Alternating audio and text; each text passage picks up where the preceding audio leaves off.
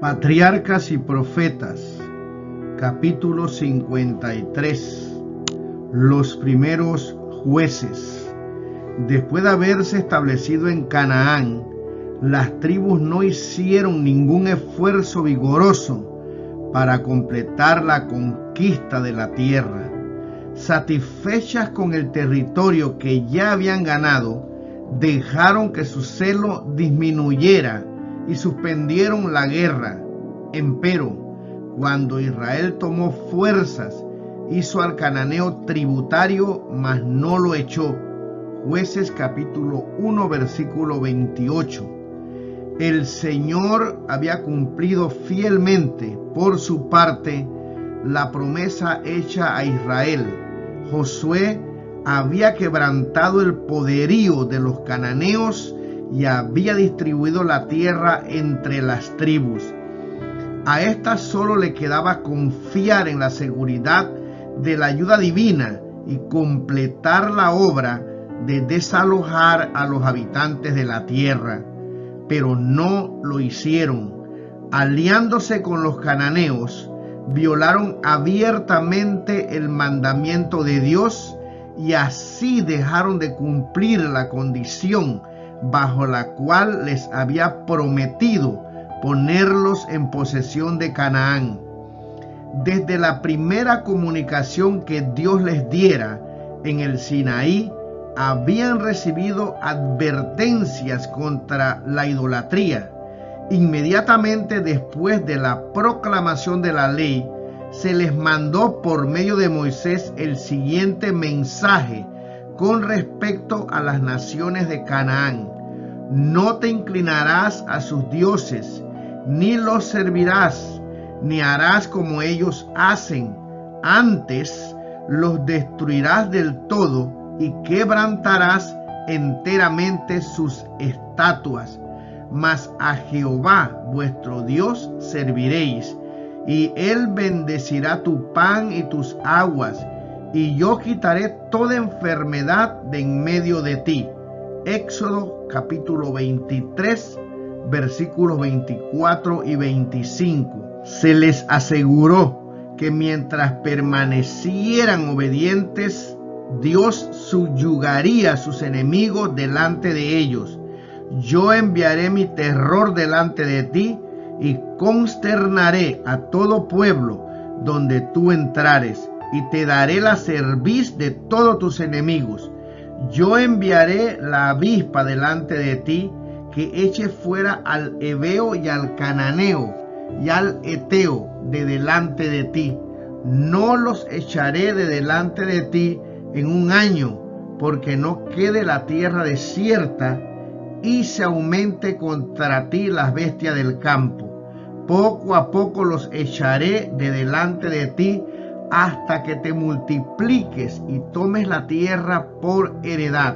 Pondré en vuestras manos los moradores de la tierra, y tú los echarás de delante de ti. No harás alianza con ellos, ni con sus dioses. En tu tierra no habitarán, no sea que te hagan pecar contra mí sirviendo a sus dioses, porque te será de tropiezo. Estas instrucciones fueron reiteradas de la manera más solemne por Moisés antes de su muerte, y fueron repetidas también por Josué. Dios había puesto a su pueblo en Canaán como un poderoso valladar para contener la ola de la inmoralidad, a fin de que no inundara al mundo. Si Israel le era fiel, Dios quería que fuera de conquista en conquista. Entregaría en sus manos naciones aún más grandes y más poderosas que las de los cananeos. Les prometió: porque si guardareis cuidadosamente todos estos mandamientos que yo os prescribo, Jehová también echará todas estas gentes de delante de vosotros, y poseeréis gentes grandes y más fuertes que vosotros. Todo lugar que pisare la planta de vuestro pie será vuestro, desde el desierto y el Líbano, desde el río Éufrates, hasta la mar postrera será vuestro término. Nadie se sostendrá delante de vosotros. Miedo y temor de vosotros pondrá Jehová vuestro Dios sobre la haz de toda la tierra que hollareis, como él os ha dicho. Deuteronomio 11, versículo 22 al 25. Pero despreciando su elevado destino, escogieron el camino del ocio y de la complacencia. Dejaron pasar las oportunidades de completar la conquista de la tierra y por consiguiente, durante muchas generaciones fueron afligidos y molestados por un residuo de idólatras que fue, según antaño lo predijera el profeta, como aguijones en sus ojos y por espinas en sus costados. Número 33, versículo 55. Los israelitas se mezclaron con las gentes y aprendieron sus obras. Se aliaron en matrimonio con los cananeos y la idolatría se difundió como una plaga por todos los ámbitos de la tierra. Sirvieron a sus ídolos, los cuales les fueron por ruina, y sacrificaron sus hijos y sus hijas a los demonios, y la tierra fue contaminada con sangre. Encendióse por tanto el furor de Jehová sobre su pueblo, y abominó su heredad. Salmo 106, versículos 34 al 38 y versículos 40. Mientras no se extinguió la generación que había recibido instrucción de Josué, la idolatría hizo poco progreso, pero los padres habían preparado el terreno para la apostasía de sus hijos. La desobediencia y el menosprecio que tuvieron por las restricciones del Señor, los que habían entrado en posesión de Canaán, sembraron malas semillas que continuaron produciendo su amargo fruto durante muchas generaciones. Los hábitos sencillos de los hebreos los habían dotado de buena salud física, pero sus relaciones con los paganos los indujeron a dar rienda suelta al apetito y a las pasiones, lo cual redujo gradualmente su fuerza física y debilitó sus facultades mentales y morales. Por sus pecados fueron los israelitas separados de Dios. Su fuerza les fue quitada y no pudieron ya prevalecer contra sus enemigos. Así fueron sometidos a las mismas naciones que ellos pudieron haber subyugado con la ayuda de Dios. Dejaron a Jehová, el Dios de sus padres, que los había sacado de la tierra de Egipto y llevólos por el desierto como un rebaño, y enojáronlo con sus altos y provocáronlo a celo con sus esculturas. Dejó por tanto el tabernáculo de Silo, la tienda en que habitó entre los hombres, y dio en cautividad su fortaleza y su gloria en manos del enemigo. Jueces 2:12, Salmo 78, 52, versículos 58, 60 y 61. No obstante, Dios no abandonó por completo a su pueblo. Siempre hubo un remanente que permanecía fiel a Jehová, y de vez en cuando el Señor suscitaba hombres fieles y valientes para que destruyeran la idolatría y libraran a los israelitas de sus enemigos.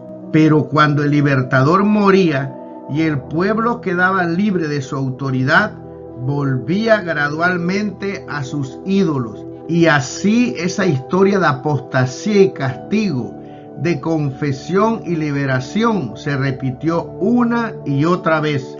El rey de Mesopotamia y el de Moab, y después de esto los filisteos y los cananeos de Azor, encabezados por Sísera, oprimieron sucesivamente a Israel.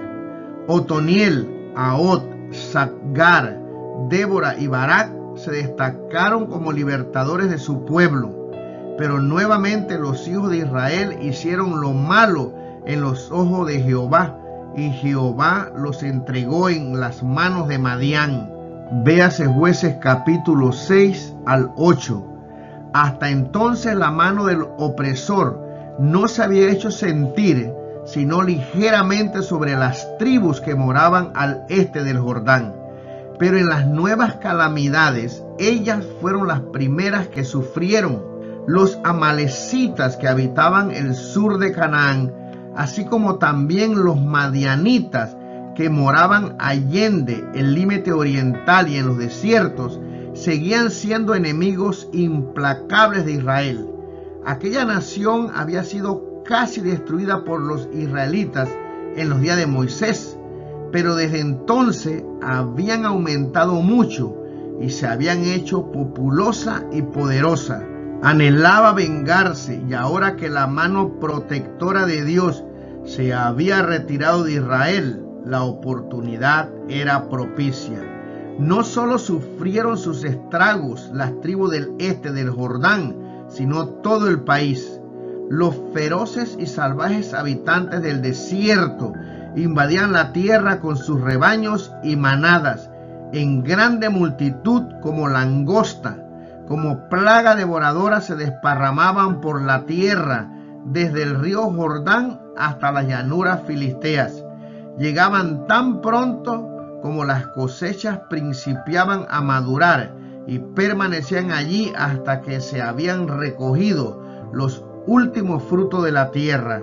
Despojaban los campos de su abundancia, saqueaban y maltrataban a los habitantes, y luego se volvían a los desiertos.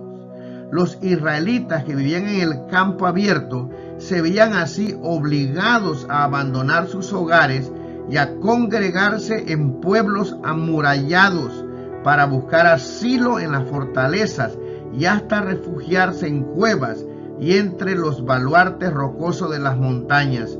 Durante 7 años continuó esta opresión, y entonces, como el pueblo en su angustia prestó oído a los reproches del Señor y confesó sus pecados, Dios nuevamente suscitó un hombre que le ayudara. Era Gedeón, hijo de Joás, de la tribu de Manasés.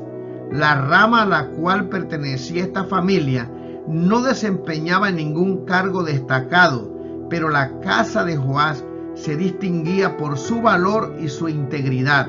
Se dice de sus valientes hijos: cada uno semejaba a los hijos de un rey. Cayeron todos víctimas de las luchas contra los madianitas, menos uno cuyo nombre llegó a ser temido por los invasores. A Gedeón llamó pues el Señor para libertar a su pueblo. Estaba entonces ocupado en trillar su trigo.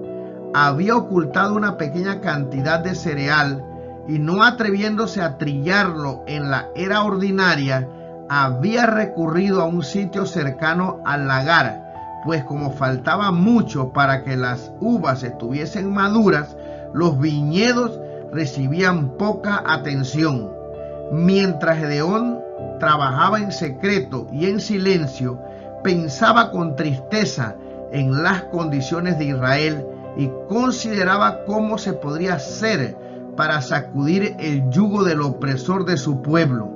De repente el ángel de Jehová se le apareció y le dirigió estas palabras: Jehová es contigo, varón esforzado. Ah, Señor mío, fue su respuesta. Si Jehová es con nosotros, ¿por qué nos ha sobrevenido todo esto? ¿Y dónde están todas sus maravillas que nuestros padres nos han contado diciendo: ¿no nos sacó Jehová de Egipto?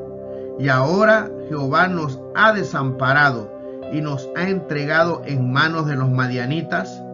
El mensajero celestial le respondió: ve con esta tu fortaleza y salvarás a Israel de la mano de los madianitas. ¿No te envío yo? Gedeón deseaba alguna señal de que el que ahora le hablaba era el ángel del pacto, el cual en lo pasado había obrado en favor de Israel. Los ángeles del Señor que conversaron con Abraham se habían detenido una vez para gozar de su hospitalidad. Y Gedeón rogó al mensajero divino que permaneciese con él como huésped. Dirigiéndose apresuradamente a su tienda, preparó de sus escasas provisiones un cabrito y panes sin levadura, todo lo cual trajo luego y lo puso ante él. Pero el ángel le mandó: toma la carne y los panes sin levadura, y ponlo sobre esta peña y viértele el caldo. Gedeón lo hizo, y entonces recibió la señal que había deseado. Con el cayado que tenía en la mano, el ángel tocó la carne y los panes de ácimos, y una llama de fuego que brotó de la roca consumió el sacrificio. Luego el ángel desapareció de su vista.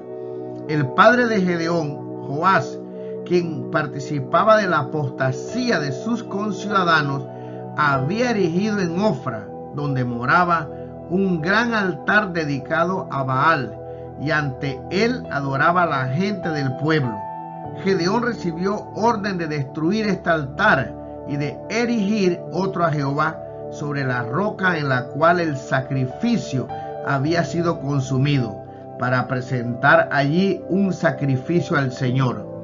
El ofrecimiento de sacrificios a Dios había sido encomendado solamente a los sacerdotes y debía limitarse al altar de Silo, pero aquel que había establecido el servicio ritual y a quien señalaban todos estos sacrificios tenía poder para cambiar sus requerimientos. La liberación de Israel debía ser precedida por una solemne protesta contra el culto a Baal. Gedeón debía declarar la guerra a la idolatría antes de salir a batallar con los enemigos de su pueblo. La orden divina se ejecutó fielmente, sabiendo que encontraría resistencia si intentaba hacerlo públicamente. Gedeón realizó su obra en secreto y con la ayuda de sus siervos la completó en una noche. Grande fue la ira de los habitantes de Ofra cuando llegaron a la siguiente mañana para rendir culto a Baal. Habrían quitado la vida a Gedeón si Joás, a quien se le había contado lo de la visión del ángel, no hubiese salido en defensa de su hijo. ¿Tomaréis vosotros la demanda por Baal?, dijo Joás. ¿Le salvaréis vosotros? Cualquiera que tomare la demanda por él, que muera mañana. Si es Dios, contienda por sí mismo con el que derribó su altar. Si Baal no había podido defender su propio altar, ¿cómo podía creerse que protegería a sus adoradores? Todo pensamiento de violencia contra Gedeón quedó olvidado, y cuando él hizo tocar la trompeta para ir a la guerra, los hombres de Ofra fueron de los primeros que se congregaron alrededor de su estandarte. Envió heraldos a su propia tribu de Manasés y también a Aser, Zabulón, Neftalí, y todos respondieron a la convocación. Gedeón no se atrevió a encabezar el ejército sin tener evidencias adicionales de que Dios le había llamado para esta obra y de que estaría con él.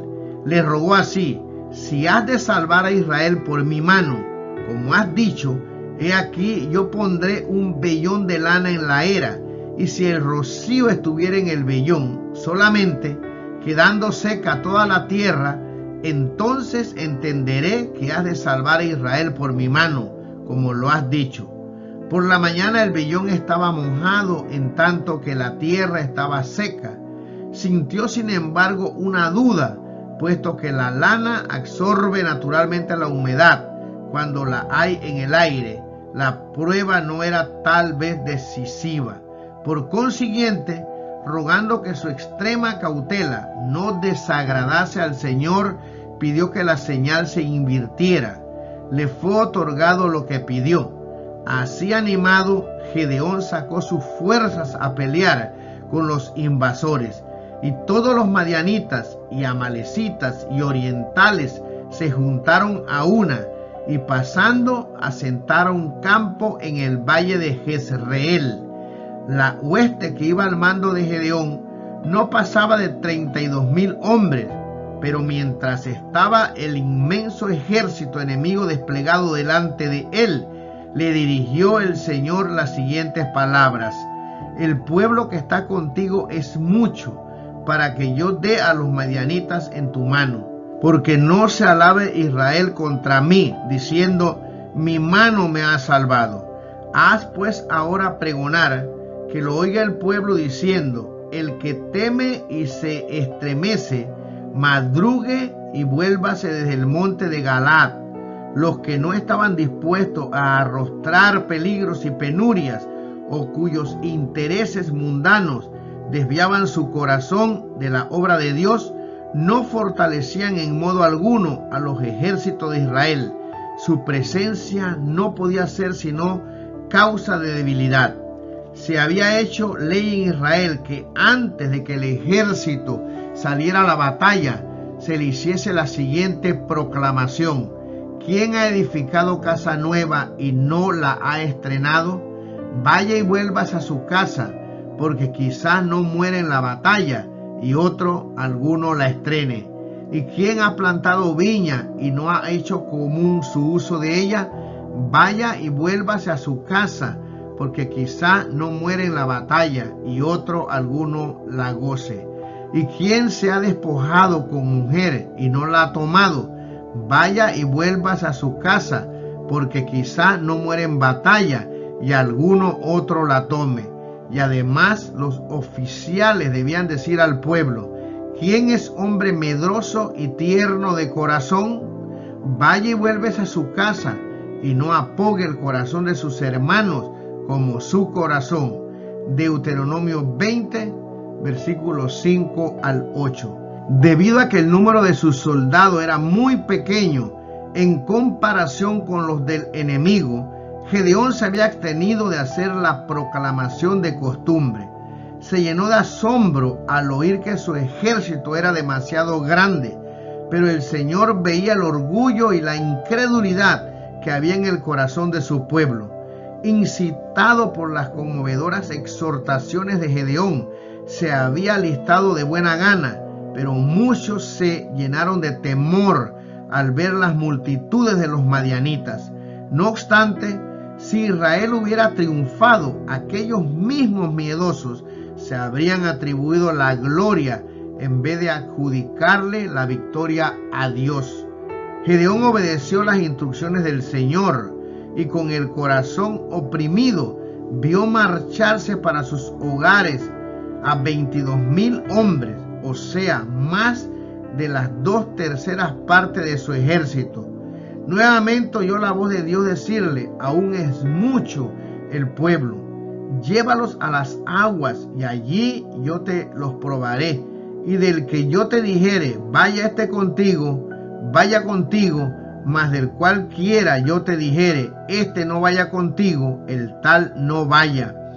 El pueblo, esperando atacar inmediatamente al enemigo, fue conducido a la orilla del agua.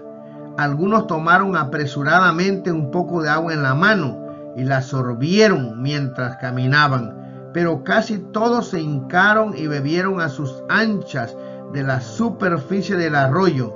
Aquellos que tomaron el agua en la mano no fueron sino 300 entre 10,000. No obstante, fueron elegidos y al resto se les permitió volver a sus hogares. El carácter se prueba a menudo por los medios más sencillos. Los que en un momento de peligro se empeñaban en suplir sus propias necesidades no eran hombres en quienes se podían confiar en una emergencia. El Señor no tiene en su obra cabida para los indolentes y para los que suelen complacer el apetito. Escogió a los hombres que no permitieron que sus propias necesidades les hicieran demorar el cumplimiento del deber. No solo poseían valor y dominio de sí mismos los 300 hombres elegidos, sino que eran también hombres de fe. No los había contaminado la idolatría. Dios podía dirigirlos y por su medio librar a Israel. El éxito no depende del número. Tanto puede Dios libertar por medio de pocos como de muchos. No le honra tanto el gran número como el carácter de quienes le sirven. Los israelitas se apostaron en la cumbre de una colina que dominaba el valle donde acampaban los invasores. Y Madián y Amalek y todos los orientales estaban tendidos en el valle como langostas en muchedumbre, y sus camellos eran innumerables como la arena que está a la ribera de la mar en multitud. Gedeón tembló cuando pensó en la lid del día siguiente, pero Dios le habló durante las horas de la noche y mandóle bajar con Fara, su asistente, al campamento de los madianitas. Le dio a entender que allí oiría algo que le alentaría. Fue, y mientras esperaba en la oscuridad y el silencio de la noche, oyó un soldado relatar un sueño a su compañero. He aquí yo soñé un sueño, que veía un pan de cebada que rodaba hasta el campo de Madián, y llegaba a las tiendas, y las hería de tal manera que caían, y las trastornaba de arriba abajo, y las tiendas caían. El otro le contestó en palabras que conmovieron el corazón de aquel oyente invisible: esto no es otra cosa sino la espada de Gedeón, hijo de Joás, varón de Israel. Dios ha entregado en sus manos a los madianitas con todo el campo. Gedeón reconoció la voz de Dios que le hablaba por medio de aquellos forasteros madianitas. Volviéndose al sitio donde estaban los pocos hombres que mandaba, les dijo: levantaos, que Jehová ha entregado el campo de Madián en vuestras manos. Por indicación divina, le fue sugerido un plan de ataque y lo puso inmediatamente en ejecución. Los 300 hombres fueron divididos en 3 compañías. A cada hombre se le dio una trompeta y una antorcha escondida en un cántaro de barro. Los hombres se distribuyeron en tal forma que llegaran al campamento madianita de distintas direcciones. En medio de la noche, al toque del cuerno de guerra de Gedeón, las 3 compañías tocaron sus trompetas y luego, rompiendo sus cántaros, sacaron a relucir las antorchas encendidas y se precipitaron contra el enemigo, lanzando el terrible grito de guerra: la espada de Jehová y de Gedeón. El ejército que dormía se despertó de repente. Por todos lados se veía la luz de las antorchas encendidas.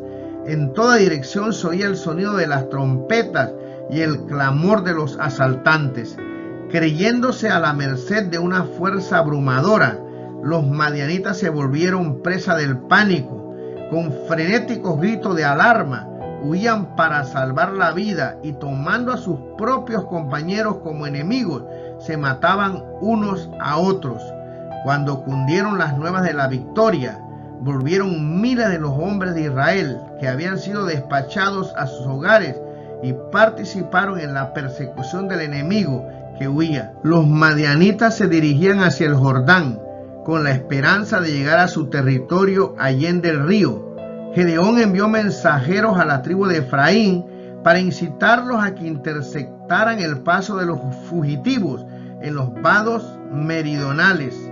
Entre tanto, con sus 300 hombres, cansados pero siguiendo el alcance de los fugitivos, Jueces 8:4, Gedeón cruzó el río en busca de los que ya habían ganado la ribera opuesta. Los 2 príncipes, Seba y Salmuna, quienes encabezaban toda la hueste y habían escapado con un ejército de 15,000 hombres, fueron alcanzados por Gedeón, quien dispersó completamente su fuerza y capturó a sus jefes y les dio muerte. En esta derrota decisiva, no menos de 120,000 de los invasores perecieron. Fue quebrantado el dominio de los madianitas, de modo que nunca más pudieron guerrear contra Israel. Cundió rápidamente por todas partes la noticia de que nuevamente el Dios de Israel había peleado por su pueblo. Fue indescriptible el terror que experimentaron las naciones vecinas al saber cuán sencillos habían sido los medios que prevalecieron contra el poderío de un pueblo audaz y belicoso. El jefe a quien Dios había escogido para derrotar a los madianitas no ocupaba un puesto eminente en Israel. No era príncipe, ni sacerdote, ni levita. Se consideraba como el menor en la casa de su padre, pero Dios vio en él a un hombre valiente y sincero. No confiaba en sí mismo y estaba dispuesto a seguir la dirección del Señor. Dios no escoge siempre para su obra a los hombres de talento más destacados, sino a los que mejor puede utilizar. Delante de la honra está la humildad. Proverbios 15, versículo 33. El Señor puede obrar más eficazmente por medio de los que mejor comprenden su propia insuficiencia y quieran confiar en Él como su jefe y la fuente de su poder.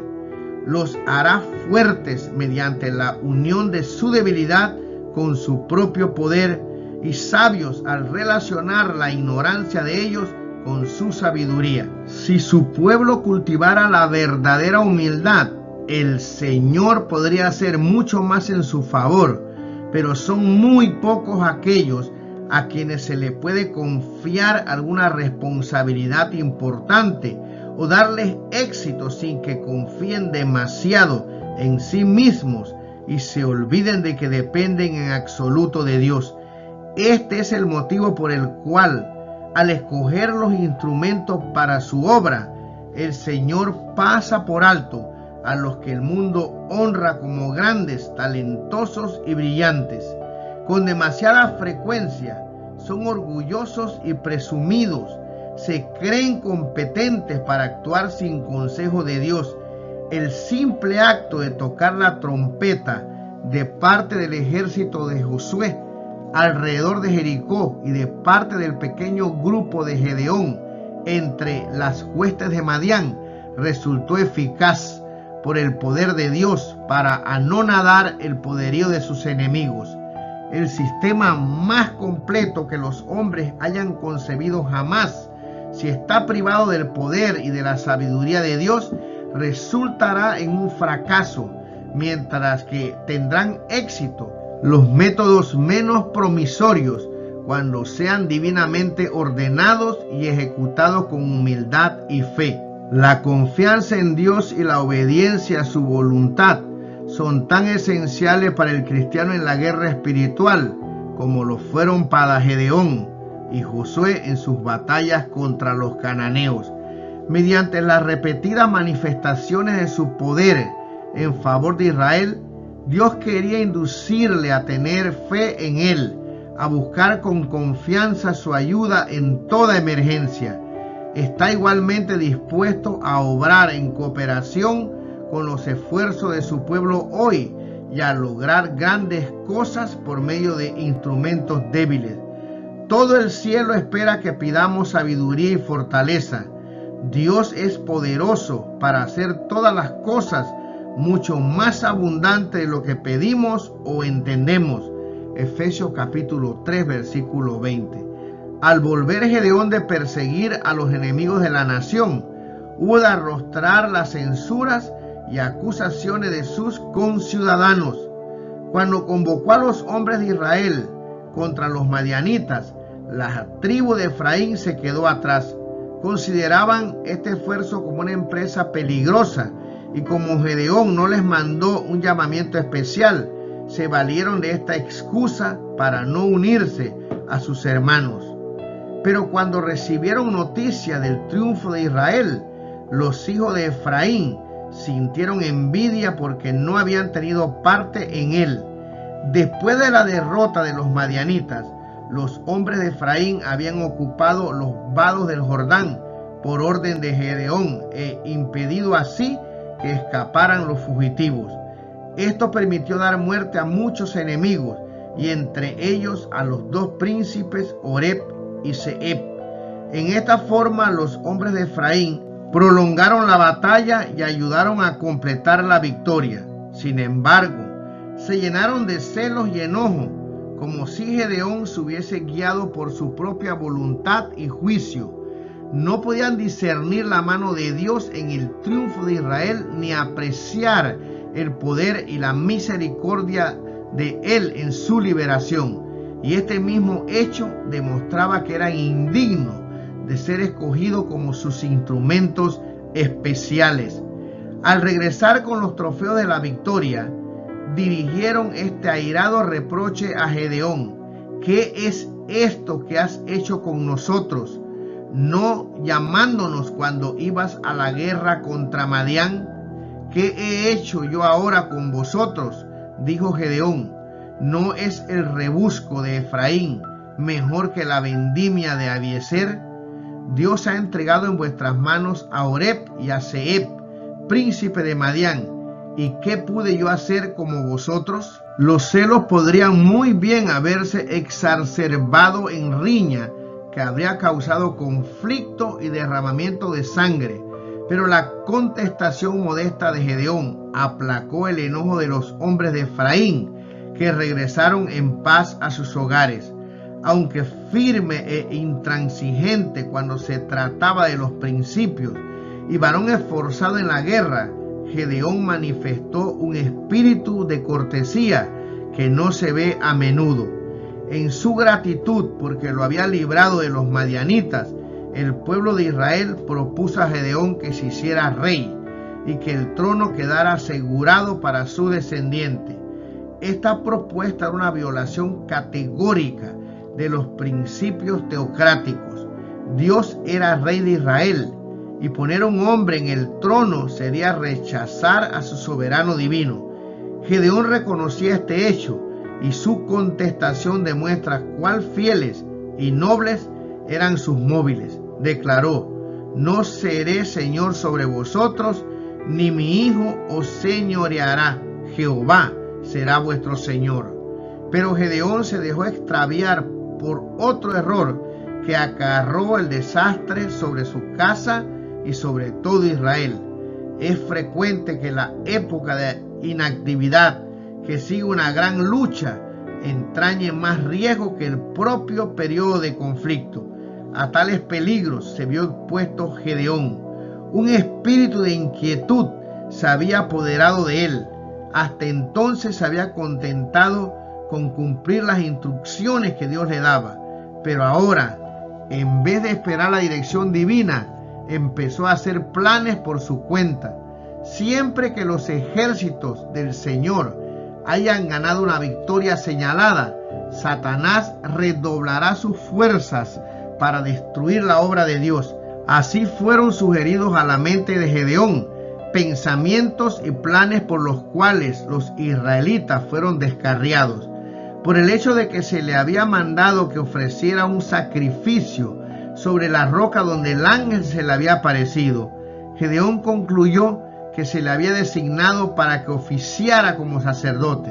Sin esperar la aprobación divina, decidió proveerse de un lugar apropiado e instruir un sistema de culto semejante al que se practicaba en el tabernáculo.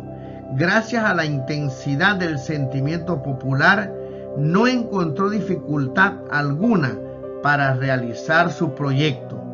A pedido suyo, le fueron entregados como su parte del botín de guerra todos los zarcillos de oro arrebatados a los madianitas.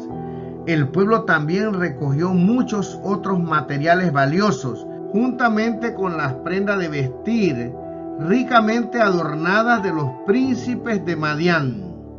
Del material que se obtuvo en esta forma, Gedeón hizo un efod y un pectoral o racional que imitaban los usados por el sumo sacerdote. Su conducta resultó ser un lazo para él y su familia, así como para todo Israel. El culto ilícito indujo finalmente a mucha gente a abandonar por completo al Señor y a servir a los ídolos. Después de la muerte de Gedeón, muchos, inclusive su propia familia, participaron en esta apostasía. El pueblo fue apartado de Dios por el mismo hombre que una vez había destruido su idolatría. Son pocos los que se dan cuenta de cuánto abarca la influencia de sus palabras y hechos, Cuán a menudo los errores de los padres producen los efectos más desastrosos sobre sus hijos y sobre los hijos de sus hijos. Mucho después de bajar a la tumba, los protagonistas mismos. Cada uno ejerce cierta influencia sobre los demás y se le tendrá por responsable del resultado de esa influencia. Las palabras y los hechos ejercen gran poder y en el largo más allá se verán los efectos de la existencia que vivimos aquí. La impresión causada por nuestras palabras y nuestras acciones redundará seguramente en bendición o maldición para nosotros. Este pensamiento da una pavorosa solemnidad a la vida y debe impulsarnos a rogar humildemente a Dios que nos guíe por su sabiduría. Los que ocupan puestos elevados pueden desviar a otros. Aún los más sabios se equivocan. Los más fuertes pueden vacilar y tropezar. Es necesario que la luz del cielo se derrame constantemente sobre nuestro sendero. Nuestra única seguridad estriba en confiar implícitamente nuestro camino a aquel que dijo: sígueme. Después de la muerte de Gedeón, no se acordaron los hijos de Israel de Jehová su Dios, que los había librado de todos sus enemigos alrededor, ni hicieron misericordia en la casa de Jerobaal Gedeón, conforme a todo el bien que él había hecho a Israel, olvidándose de todo lo que debían a Gedeón, su juez y libertador. El pueblo de Israel aceptó por rey a su hijo ilegítimo, Abimelech, quien para poder sostenerse en el poder, asesinó a todos menos uno de los hijos legítimos de Gedeón. Cuando los hombres desechan el temor de Dios, no tardan en alejarse del honor y la integridad. El aprecio por la misericordia del Señor le inducirá a uno a apreciar a aquellos que, como Gedeón, han sido empleados como instrumentos para beneficiar a su pueblo. El cruel proceder de Israel hacia la casa de Gedeón era lo que podía esperarse de un pueblo que manifestaba tan enorme ingratitud hacia Dios. Después de la muerte de Abimelech, el gobierno de algunos jueces que temían al Señor mantuvo por un tiempo en jaque a la idolatría. Pero antes de mucho, el pueblo volvió a practicar las costumbres de las comunidades paganas circundantes. Entre las tribus del norte, los dioses de Siria y de Sidón tenían muchos adoradores. Al sudoeste, los ídolos de los filisteos, y al este, los de Moab y Amón, habían desviado del Dios de sus padres el corazón de Israel. Pero la apostasía acarreó rápidamente su castigo. Los amonitas subyugaron las tribus orientales y, cruzando el Jordán, invadieron el territorio de Judá y el de Efraín. Al occidente, los filisteos, ascendiendo de su llanura a orillas del mar, los saqueaban y quemaban todo por doquiera. Una vez más, Israel parecía haber sido abandonado al poder de enemigos implacables. Nuevamente el pueblo pidió ayuda a aquel a quien habían abandonado e insultado. Y los hijos de Israel clamaron a Jehová diciendo: nosotros hemos pecado contra ti, porque hemos dejado a nuestro Dios y servido a los Baales. Jueces capítulo 10, versículo del 10 al 16. Pero el pesar no había obrado en ellos un arrepentimiento verdadero. El pueblo se lamentaba porque sus pecados les había traído sufrimiento, y no por haber deshonrado a Dios y violado su santa ley. El verdadero arrepentimiento es algo más que sentir pesar por el pecado. Consiste en apartarse resueltamente del mal. El Señor le contestó por medio de uno de sus profetas: ¿no habéis sido oprimidos de Egipto, de los amorreos, de los amonitas, de los filisteos, de los de Sidón, de Amalec y de Maón? Y clamando a mí os he librado de sus manos, mas vosotros me habéis dejado y habéis servido a dioses ajenos. Por tanto, yo no os libraré más. Andad y clamad a los dioses que os habéis elegido, que os libren en el tiempo de vuestra aflicción. Estas palabras solemnes y temibles encausan el pensamiento hacia otra escena, la del gran día del juicio final, cuando los que rechazaron la misericordia de Dios y menospreciaron su gracia serán puestos frente a su justicia. En aquel tribunal, los que dedicaron al servicio de los dioses de este mundo los talentos que Dios les dio, deberán rendir cuentas del empleo de su tiempo, sus recursos y su intelecto. Abandonaron a su verdadero y tierno amigo para seguir el sendero de la conveniencia y del placer mundano. Se proponían volver a Dios alguna vez, pero el mundo, con sus locuras y engaños, absorbió su atención. Las diversiones frívolas, el orgullo de los atavíos y la satisfacción de los apetitos endurecieron su corazón y embotaron su conciencia, de tal manera que ya no oyeron la voz de la verdad. Menospreciaron el deber, tuvieron en poco las cosas de valor infinito, hasta que desapareció de su corazón todo deseo de hacer sacrificios por aquel que tanto dio para el hombre. Pero en el tiempo de la siega cosecharán lo que sembraron. El Señor dijo: por cuanto llamé y no quisisteis, extendí mi mano y no hubo quien escuchase. Antes desechasteis todo consejo mío y mi reprensión no quisisteis. También yo me reiré en vuestra calamidad y me burlaré cuando os viniere lo que teméis. Cuando viniere como una destrucción lo que teméis, y vuestra calamidad llegue como un torbellino. Cuando sobre vosotros viniere tribulación y angustia, entonces me llamarán y no responderé. Buscarme han de mañana y no me hallarán, por cuanto aborrecieron la sabiduría y no escogieron el temor de Jehová, ni quisieron mi consejo y menospreciaron toda reprensión mía. Comerán pues del fruto de su camino y se hartarán de sus consejos. Mas el que me oyere habitará confiadamente y vivirá reposado sin temor de mal. Proverbios 1, versículo 24 al 31 y versículo 33.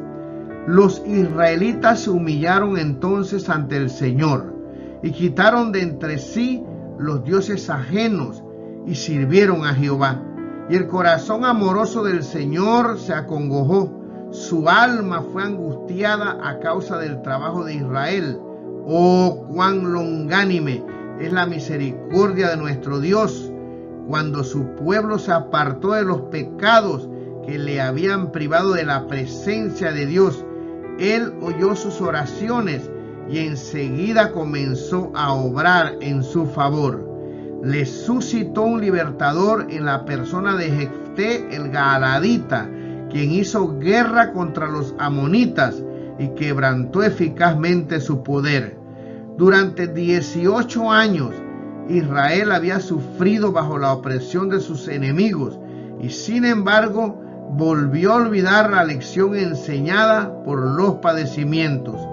Cuando su pueblo volvió a sus malos caminos, el Señor permitió que nuevamente lo oprimiesen sus poderosos enemigos, los filisteos. Durante muchos años fueron acosados constantemente y a veces completamente subyugados por esta nación cruel y belicosa. Habían acompañado a estos idólatras en sus placeres y en su culto, a tal grado que parecían unificados con ellos en espíritu e intereses. Entonces estos pretensos amigos de Israel se trocaron en sus enemigos más acérrimos y por todos los medios procuraron su completa destrucción. Como Israel, los cristianos ceden a menudo a la influencia del mundo y se amoldan a sus principios y costumbres para ganar la amistad de los impíos, pero al fin se verá que estos supuestos amigos son sus enemigos más peligrosos. La Biblia enseña clara y expresamente que no puede haber armonía entre el pueblo de Dios y el mundo. Hermanos míos, no os maravilléis si el mundo os aborrece. Primera de Juan, capítulo 3, versículo 13. Nuestro Salvador dice: si el mundo os aborrece, sabed que a mí me aborreció antes que a vosotros. Juan capítulo 15, versículo 18. Satanás obra por medio de los impíos bajo el disfraz de una presunta amistad para seducir a los hijos de Dios y hacerlos pecar a fin de separarlos de Él. Y una vez eliminada la defensa de ellos, inducirá a sus agentes a volverse contra ellos y procurar su destrucción.